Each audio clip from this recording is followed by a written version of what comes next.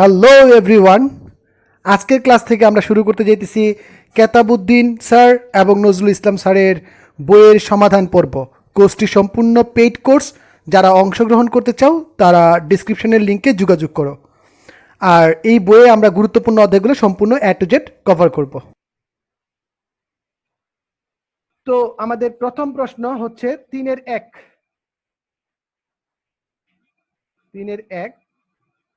আমি মাইকটা অফ করে দিই তোমাদের, যাতে ডিস্টার্ব না দাও। তোমরা আমাকে চ্যাট অপশনে যদি প্রশ্ন জিজ্ঞাসা করি, প্রশ্নগুলো চ্যাট অপশনে লিখে দিবা, ঠিক আছে? 3-1 এইখানে প্রশ্ন করা হয়েছে এরকম যে তোমাদের যে কাজটা করতে হবে সেটা হচ্ছে y equals to x cot alpha এইটাকে কার্তেসীয় স্থানাঙ্কে প্রকাশ করতে হবে বা পোলার স্থানাঙ্কে প্রকাশ করতে বা সিম্পলিফাইড করতে হবে। এটা তো আমার কার্তেসীয় আছে, কারণ এখানে x আছে, এখানে y আছে, x আছে, তার মানে এটা কার্তেসীয় সমীকরণ। এটাকে আমাকে নিতে হবে পোলার স্থান সমীকরণে। তো জাতি যে জায়গায় বিভ্রান্ত হয়ে যায় সেটা হচ্ছে কট আলফা দেখে। মনে রাখবা, আমরা যখন এই কার্তেসীয় সমীকরণ নিয়ে ডিল করব তখন আমরা শুধুমাত্র y এবং x কে চিনি। আমরা শুধুমাত্র y এবং x কে চিনি। বলো তো বাচ্চারা, y ইকুয়ালস টু কত? বলবা sir y equals two r sin theta. যদি বলি বাচ্চারা বলো তো x ইকুয়ালস টু কত, বাচ্চারা বলবে r cos থিটা। আর কট আলফা কি থাকবে? কট আলফা কটকটিই থাকবে, কট আলফাই থাকবে। একে আমরা টাচ করব না, এই কট আলফাকে আমরা টাচ করব না, ঠিক আছে? তো এখন দেখো, আমরা যদি এই r cos থিটা দ্বারা যদি r sin থিটাকে ভাগ করি তাহলে কি হবে বলো তো বাচ্চারা? তাহলে হবে, বলো তো কি হবে? Sir tan theta. tan theta আর আর ডিঙ্কা চিকা, আর থাকে কি sin theta by cos theta equals to tan theta. এইখানে আছে কত? এইখানে আছে cot আলফা। cot আলফাকে আমরা কি লিখতে পারি? দেখো, একদম সিম্পল ত্রিকোণমিতি ভাইজান। n pi by 2 plus minus theta যে সূত্রটা আছে, সেইখানে যদি আমি tan pi by 2 minus alpha লিখি, কারো কি কোনো প্রশ্ন আছে? থাকলে আওয়াজ তুলো যে কোনো প্রশ্ন আছে কিনা। স্যার না, কোনো প্রশ্ন নাই, কারণ পাই বাই 2 এর আগে যে 1 আছে, বিজোড় সংখ্যা, tan পরিবর্তন হয়ে কট হবে, ফার্স্ট কোয়াড্রেন্ট অল পজিটিভ। এই পাশে 10 হয়ে যাক কাটা, থাকে কি theta equals to pi by 2 minus alpha. তো আমাদের যখন পোলার স্থানাঙ্কে কনভার্ট হবে তখন আমাদের কি থাকবে? আর এবং থিটার মাধ্যমে হবে। আচ্ছা, তো এখন জাতি প্রশ্ন করতে পারে যে পাই বাই 2 প্লাস হইলো না কেন? এখানে পাই বাই 2 প্লাস আমরা কেন দিলাম না? তো প্লাস আলফা দিলে কিন্তু tan থিটা আমার ঋণাত্মক হয়ে যাবে ভাই। এই জিনিসটা খেয়াল রাখতে হবে।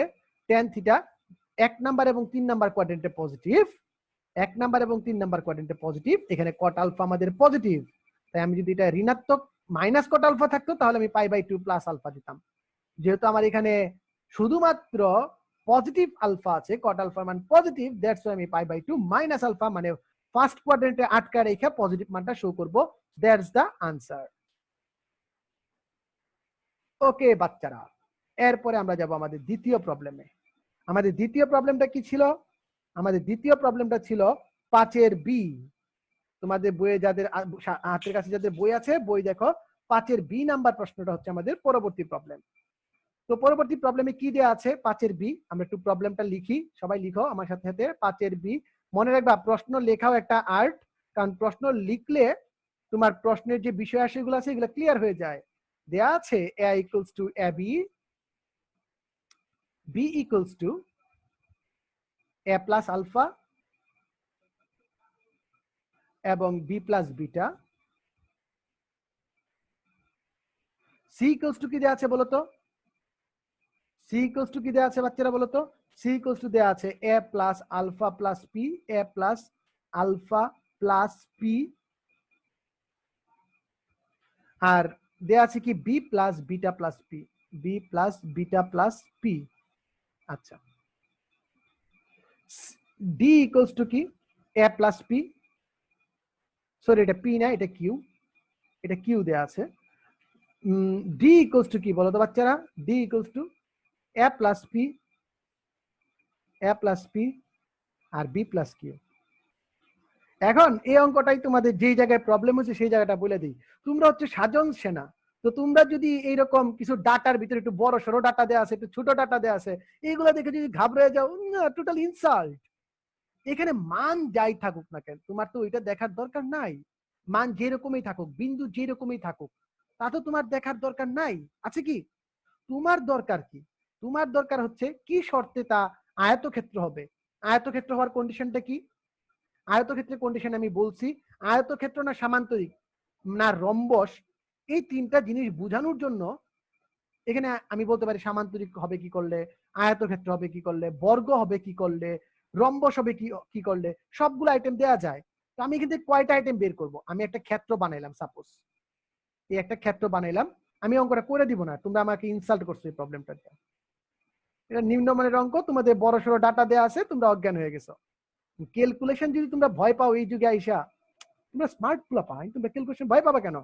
এখান থেকে আমি ডিরেক্ট 6টা ডাটা বের করব। কি কি? এবি বের করব, বিসি বের করব, সিএ বের করব, আর ডিএ বের করব, এবং আরো বের করব এসি, আরো বের করব বিডি।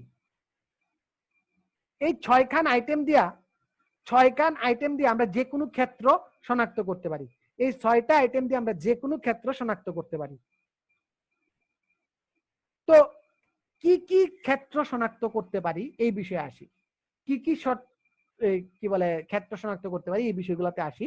এই বিষয়গুলো প্রথমে আমরা যে বিষয়টা দেখব সেটা হচ্ছে, দেখো আয়তক্ষেত্রে কি হয়, এইটা আর এইটা সমান, তার মানে এবি ইকুয়ালস টু কি হবে? সিডি, এবং বিসি ইকুয়ালস টু কি হবে? বিসি ইকুয়ালস টু হবে এডি। আচ্ছা তাহলে কি আমরা কি বলে আয়তক্ষেত্র বলে দিব? না, তারপরেও আমরা আয়তক্ষেত্র বলবো না। মনে রাখতে হবে আয়তক্ষেত্রের দুইটা কর্ণ সমান, আর সেম ফিচার, এই যে এখানে ফিচার গুলো আছে সেম ফিচার সামান্তরিকেরও, কিন্তু সামান্তরিকের ক্ষেত্রে একটাই ঝামেলা, তার কর্ণ দুইটা সমান না।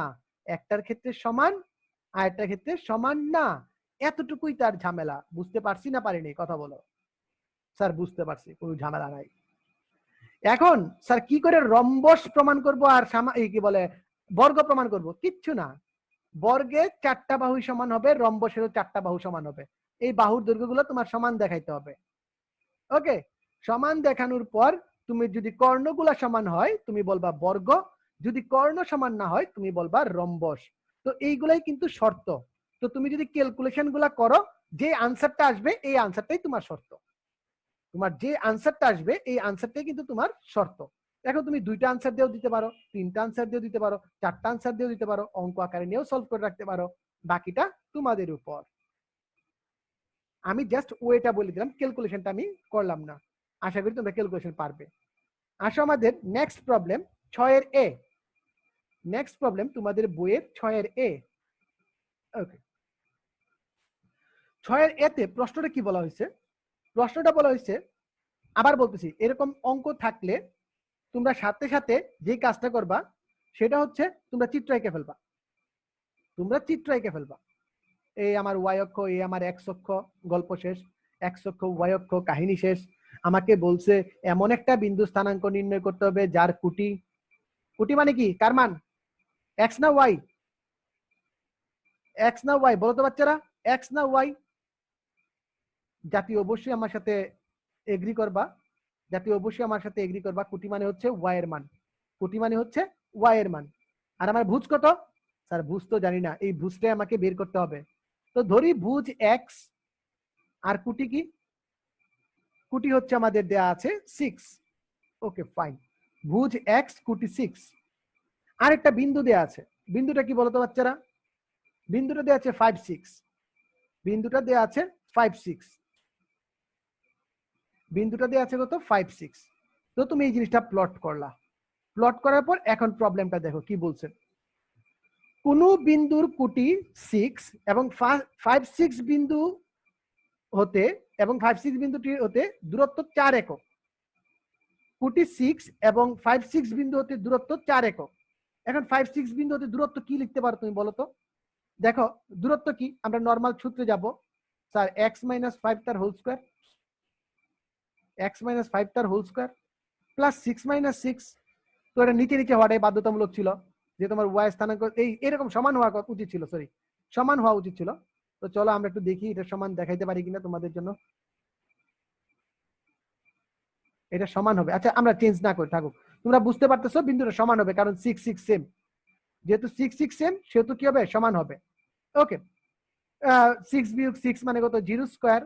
0 স্কয়ার ইকুয়ালস টু কি, 0 স্কয়ার ইকুয়ালস টু কি হবে, 0 স্কয়ার ইকুয়ালস টু হবে তোমার কত, 4।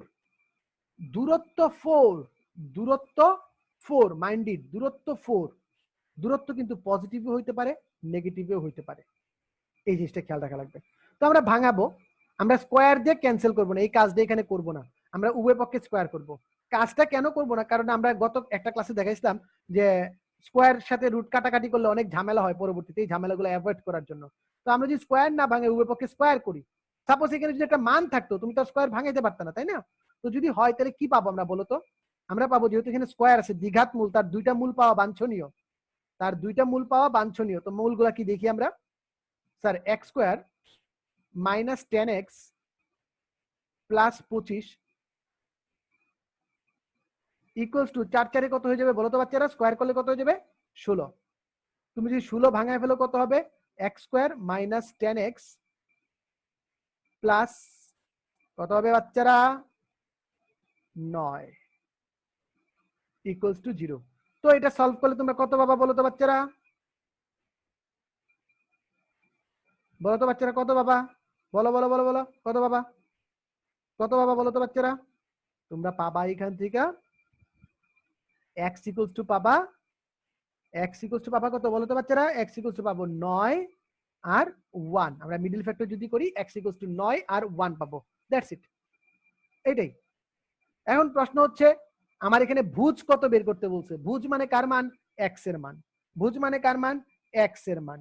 বিষয়টা খেয়াল রাখবো, অঙ্কটা হয়ে যাবে এবং আমাদের উত্তর শেষ। আমরা যাব আমাদের পরবর্তী অঙ্কে। জাতি সাথেই থাকো, পাশে আছি, চলছে আমাদের কেতাবউদ্দিন স্যারের সমাধান পর্ব। আশা করি সামনের দিকে আমরা এগিয়ে যাব। আমাদের পরবর্তী প্রবলেম হচ্ছে 7 এর 1। 7 এর 1 প্রবলেমটা কি বলতো বাচ্চারা, 7 এর 1 প্রবলেমটা কি দেয়া আছে, আমার তিনটা বিন্দু দেয়া আছে, বিন্দুত্রয় একই বৃত্তের পরিধির উপর অবস্থিত। যে তিনটা বিন্দু দেয়া আছে, তিনটা বিন্দু একই বৃত্তের পরিধির উপর অবস্থিত। ভালো কথা, পরিধির উপর অবস্থিত। আমরা কি করব, এই আমাদের, আমি এই অঙ্কটা তোমাদের জন্য রাখতাম, অটোমেটিকই রাখতাম। কেন রাখি নাই, কারণ তোমরা আগে করে ফেলছো। এটাই ছিল 7 জন স্পেশাল অঙ্ক, তোমাদের আমি এই অঙ্কটা আটকানোর চেষ্টা করতেছিলাম, কিন্তু তোমরা আমাকে আটকাইতে দিলা না, তোমরা আমার আটকানোর পথ বন্ধ করে দিলা।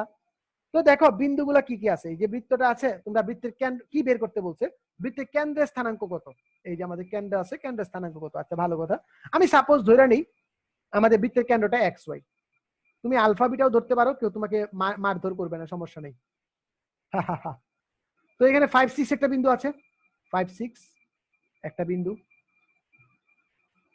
তারপর আছে -1 একটা বিন্দু, এই তোমার -1 একটা বিন্দু আছে। বৃত্তের পরিধির উপর বিন্দুগুলা বলছে আমাদের খেয়াল রাখতে হবে। আরেকটা বিন্দু কি আছে, -2 6, -2 6 সাপোজ এই জায়গায় আছে, -2 6। এখন কথা হচ্ছে বাচ্চারা, আমাদের এই যে বিন্দুটা আছে, পরিধি যে বিন্দুটা আছে, ব্যাসার্ধ কাকে বলে, আমরা আসবো ব্যাসার্ধ কাকে বলে। স্যার এইখান থেকে এখানে দূরত্বটাকে ব্যাসার্ধ বলে। বৃত্তের ব্যাসার্ধ এক এক জায়গায় এক এক রকম, তাই না? স্যার কি যে বলেন, বৃত্তের ব্যাসার্ধ সব জায়গায় একই রকম। এইখান থেকে এখানেও যা, এইখান থেকে সরি এইখান থেকে এইখানেও তা, সেম ওয়েতে এইখান থেকে এইখানেও তা। তার মানে আমি যদি এখানে ও ধরি, এইখানে এ ধরি, এখানে বি ধরি, এইখানে সি ধরি, তাহলে OA OA equals to OB equals to OC.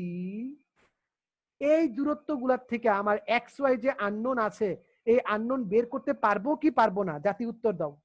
আমরা এক্স ওয়াই যে আননোন আছে এই আননোন কি বের করতে পারবো কি পারবো না? যদি না পারো তবে তোমাদের ধিক্কার জানাই, কারণ আমরা সমবাহু ত্রিভুজে ঠিক সেম কাজটাই করে আসছি।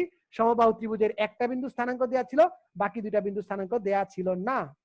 শুধু এখানে একটাই ঝামেলা, তোমাকে সমীকরণ সমাধান করা শিখতে হবে। সমীকরণ সমাধান খুব ভালোভাবে শিখতে হবে। আচ্ছা, এখন মনে করো এই প্রশ্নটাই তোমার আসছে এমসিকিউ এ, এই প্রশ্নটাই তোমার এমসিকিউ আসছে, তখন তুমি কিভাবে করবা? তো আশা করি তোমরা বাকিটা পারবা। ও ইকুয়ালস টু ওবি ধরে একটা ইকুয়েশন ডেভেলপ করবা, আর ওবি ইকুয়ালস টু ওসি ধরে একটা সমীকরণ ডেভেলপ করবা। এই দুটো সমীকরণকে গুণ করো, যোগ করো, বিয়োগ করো, কাটাকাটি করো, বজ্রগ্রহণ করো, অপনয়ন করো, প্রতিস্থাপন করো, করে তুমি আরো ইকুয়েশন বের করে এক্স আর ওয়াই এর মান বের করে আমার উদ্দেশ্য কেল্লা ফতে। এটা যদি এমসিকিউ আসে তবে তুমি কি করবা? তো তবে যথারীতি তুমি অবস্থা খারাপ হয়ে যাবে, কিন্তু মনে রাখবা তোমার কিন্তু অপশনে ক, খ, গ, ঘ দেয়া আছে। শুধুমাত্র একটা ছোট্ট বুদ্ধি খাটিয়ে এই যে বিন্দু স্থানাঙ্কটা দেয়া থাকবে, এইটার থেকে এইটার দূরত্ব, এইটার থেকে এটার দূরত্ব, এটা থেকে এটার দূরত্ব দেখবা, যে বিন্দুর জন্য সবগুলো দূরত্ব সমান হবে সেটাই আনসার। বুঝাইতে পারলাম? যে বিন্দুর জন্য সবগুলো দূরত্ব সমান হবে সেটাই আমাদের উত্তর হবে। ক্লিয়ার? এই ছিল আমাদের 7 এ। তোমাদের এইচডব্লিউ থাকবে, যদি না পারো আমি তোমাদের পরে তোমাদের গ্রুপে এটা আমি আপলোড করে দিব, অঙ্কটা হাতে করে আপলোড দিয়ে দেবো। আশা করি তোমরা করতে পারবা। আই হোপ মেইন কনসেপ্টটা তোমরা যদি ক্লিয়ার থাকো তোমরা করতে পারবা, কারণ ক্যালকুলেশনে আটকানোর কথা না। যদি আটকাও তাহলে একমাত্র বেসিক আটকাইতে পারো, ক্যালকুলেশন আটকাবা কেন? নেক্সট নেক্সট কত নাম্বার বলো তো বাচ্চারা? নেক্সট হচ্ছে 8 নাম্বার অঙ্ক। নেক্সট হচ্ছে 8 নাম্বার অঙ্ক। 8 নাম্বার অঙ্কটা বলছে যে এরকম 8, তোমাদের বইয়ের 8 নাম্বার অঙ্ক সেম আগের মতো একটা অঙ্ক আমরা করছি এই টাইপের। আমরা ওয়াই অক্ষ এক্স অক্ষ এঁকে নিলাম, ওয়াই অক্ষ এবং এক্স অক্ষ এঁকে নিলাম। আমাকে বলছে একটা বিন্দুর কোটি -6, তো আমাদের একটা বিন্দু আছে যথারীতি আগের মতো এক্স -6 আমার বিন্দুর কোটি দেওয়া আছে। আচ্ছা, প্লট করলাম। দেন বলা আছে যে পি বিন্দুটি দূরত্ব, নামও দেওয়া আছে এবার। বাহ বাহ বাহ, খুব সুন্দর। এক্স অক্ষ হতে পি বিন্দুর দূরত্ব ওয়াই অক্ষ হতে এর দূরত্বের অর্ধেক। তার মানে এই যে তোমার এক্স অক্ষ আছে, এইখান থেকে এটার যে দূরত্ব, ওয়াই অক্ষ থেকে তার দূরত্বের অর্ধেক। কোন অক্ষের থেকে অর্ধেক? ওয়াই অক্ষ হতে এর দূরত্বের অর্ধেক।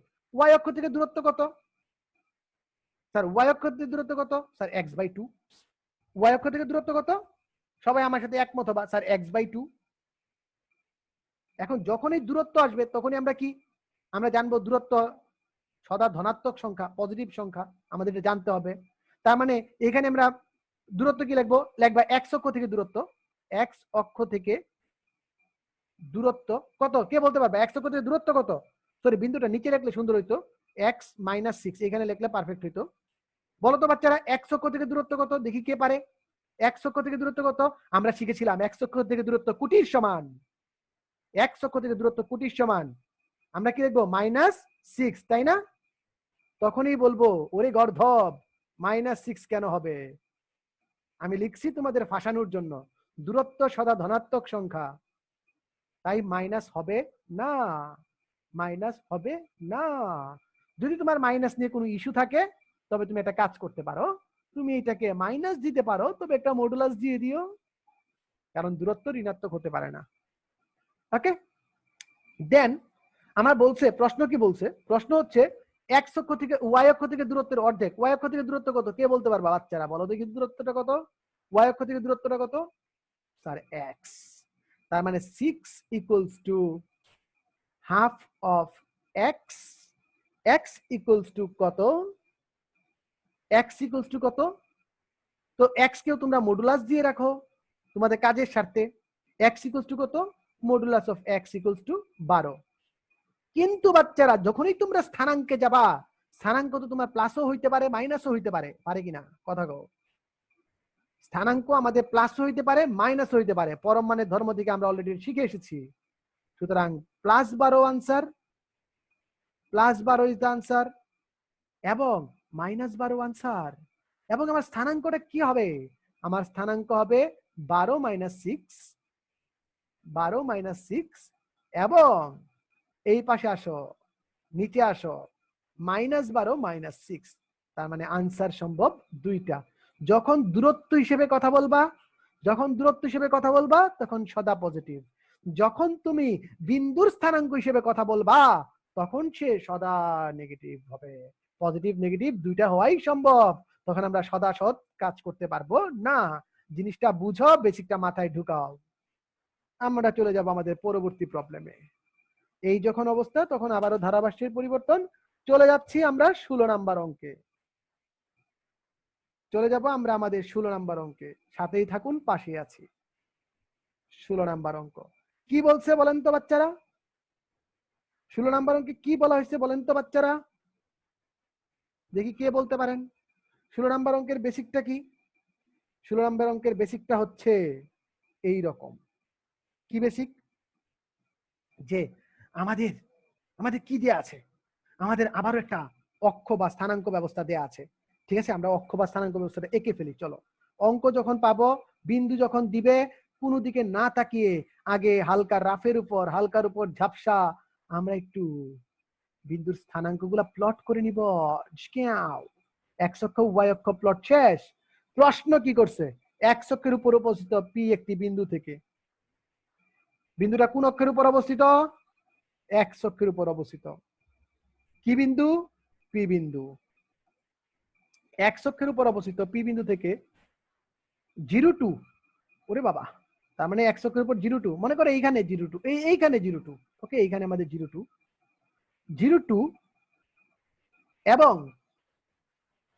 এবং 6 4 বিন্দুর দূরত্ব সমান 6 4। এই যে এখানে আমরা নিলাম 6 4 বিন্দুর দূরত্ব সমান এক্স অক্ষের উপর অবস্থিত একটি বিন্দু থেকে 0 2 এবং 6 4 বিন্দুর দূরত্ব সমান। কথা ক্লিয়ার? 6 4 বিন্দুর দূরত্ব সমান। তো প্রশ্ন হচ্ছে পি বিন্দুর স্থানাঙ্ক কত? তো আমি বলছিলাম চিত্র যদি আঁকি, সরি 0 2 কি হবে? আমি তো গর্ধব হয়ে গেলাম। 0 2 ওয়াই অক্ষের উপর অবস্থিত। তোমাদের সাথে থাকতে আমারও মাথা হ্যাং মারা শুরু করেছে। মাঝে মাঝে হয়, এমন হয়, মাঝে মাঝে এমনও হয়। এইখানে হবে বিন্দুটা। তো বাচ্চারা বলো, পি বিন্দুর স্থানাঙ্ক কি হবে? যেহেতু এক্স অক্ষের উপর, তার মানে এক্স অক্ষে তার স্থানাঙ্ক আছে ওয়াই অক্ষে চমচম, কারণ এক্স অক্ষে ওয়াই এর কোটি সৈন্য। তো প্রশ্ন কি বলছে বাচ্চারা? প্রশ্ন বলছে যে এইখান থেকে এটার দূরত্ব আর এইখান থেকে এটার দূরত্ব সমান। এইখান থেকে এটার দূরত্ব তুমি তোমার ইচ্ছা মতো নাম দাও, আবুল, বাবুল, কুদ্দুস, ইচ্ছা মতো নাম দাও। পিএ ইকুয়ালস টু পিবি হবে। PA equals to PB. তো ক্যালকুলেশনটা ছোট আছে তাই করে দিব। পিএ ইকুয়ালস টু পিবি, তার মানে কি হবে বলো দেখি? X square plus 2 square, x square plus 2 square equals to x minus 6 তার হুলুস্থুল স্কোয়ার প্লাস 4 স্কোয়ার। বাকি ক্যালকুলেশন তোমরা করবা। ক্যালকুলেশন করার পর মান কত আসবে ভাইয়া? X square plus 4 equals to x square minus 12x plus 6 6 36 plus 16। ঠিক আছে, এটাই তো আসবে। এখন দেখো তো কত কি হয়। এক্স স্কোয়ার কাটা, এক্স স্কোয়ার কাটা গেলে আমরা লিখতে পারি এখানে 12 আছে, 12 কে এইদিকে পাঠিয়ে দাও। আচ্ছা বাবা 12 এইদিকে চলে আসো। 12x আমাদের এসে গেল 12x। আর এই পাশে কি আছে? 36 আর 16 42, 42 থেকে 4 গেলে থাকে কত? 42, কি বলে 52, 52 থেকে 4 গেলে থাকে কত? 48, 48। এক্স ইকুয়ালস টু কত বলো তো বাচ্চারা? 4 12 48, 4, অর্থাৎ স্থানাঙ্ক কত? 4 0। আমি আবার বলছি, যে না পারে ফিগার অ্যানালাইসিস তার কপালে দুর্গতি, যে না পারে ফিগার অ্যানালাইসিস তার কপালে দুর্গতি। এরই সাথে সাথে আমাদের কেতাব স্যার সমাধানের প্রথম পর্ব সমাপ্ত। সবাই ভালো থাকবেন, সুস্থ থাকবেন। যাদের প্রশ্ন আছে করতে পারেন।